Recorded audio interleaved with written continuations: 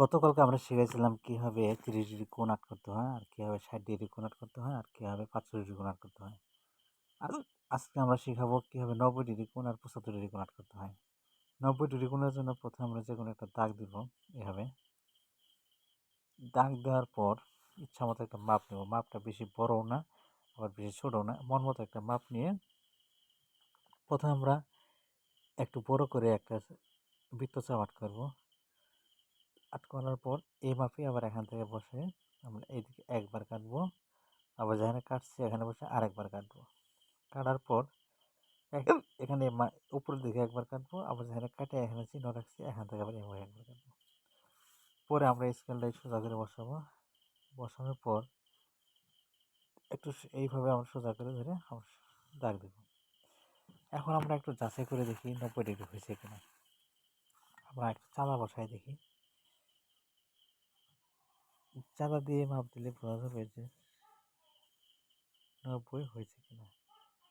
যে আমরা দেখতে পাচ্ছি এটা পুরো 90 হয় নাই, তার মানে আমাদের চিত্র ঠিক হয় নাই। তার মানে এটা আরও নিখুঁতভাবে আর্ট করতে হবে। প্রথমেই যে কোনো একটা দাগ দিতে হবে ভালো করে। দেওয়ার পর একটা বৃত্তচাপ আর্ট করতে হবে। বৃত্তচাপ আর্ট করার পর বৃত্তচাপটা প্রথম একবার, দ্বিতীয়বার কাটার পর এটা একটু বেশি করে নিতে হবে, এখান থেকে একবার। এরপর আমরা এই সোজা স্কেল বসে দাগ দেব। স্কেল বসে দাগ দেওয়ার সময় মাথায় রাখতে সোজা হয়।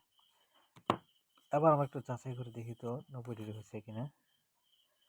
এই সোজা করে দাগ বসার পর হ্যাঁ, এবার 90 ডিগ্রি হয়ে গেছে। তাহলে আমরা বুঝতে পারলাম যে কীভাবে 90 ডিগ্রি আর্ট করতে হয়। এখন আমরা আরেকটা কোণ আর্ট করবো, সেটা হচ্ছে 75 ডিগ্রি কোণ। কীভাবে 75 ডিগ্রি কোণ আর্ট করতে হয় আমরা এটা একটা শিখে নিই। প্রথমে যে কোনো একটা দাগ দিয়ে লাগবে।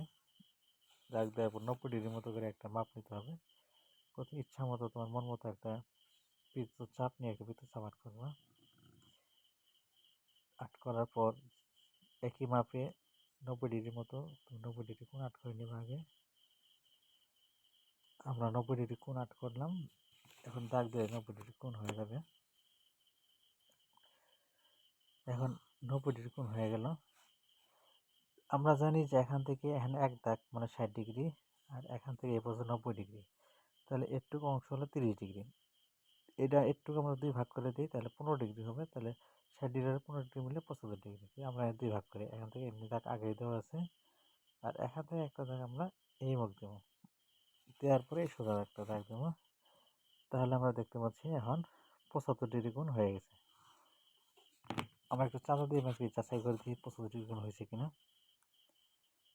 হ্যাঁ, চাঁদা দিয়ে মাপতেছি, আমরা দেখতে পাচ্ছি 90, হ্যাঁ 75 ডিগ্রি কোণ অ্যাকুরেট হয়ে গেছে। 70 এবং 80 এর মাঝখানে 75 ডিগ্রি কোণ। ঠিক আছে, আজকের মতো আমরা এই পর্যন্তই রাখি। এর আগে আমরা শিখাইছিলাম 30 ডিগ্রি, 45 ডিগ্রি, 60 ডিগ্রি কীভাবে আর্ট করতে হয়।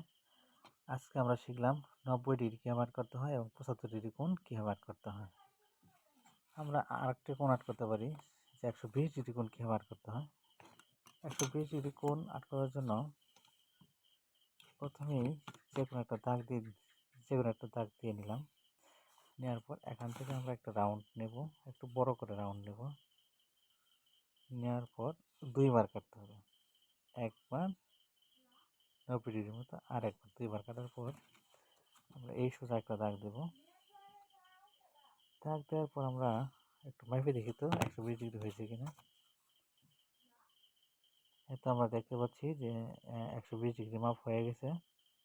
তাহলে আমরা বুঝতেই পারছি খুব সহজে আমরা 90 ডিগ্রি, 75 ডিগ্রি, 120 ডিগ্রি কীভাবে আর্ট করতে হয় শিখে ফেললাম। ঠিক আছে, ইনশাল্লাহ তোমরা আশা করা যে তোমরা পারবা। এভাবে চেষ্টা করতে থাকো ইনশাল্লাহ।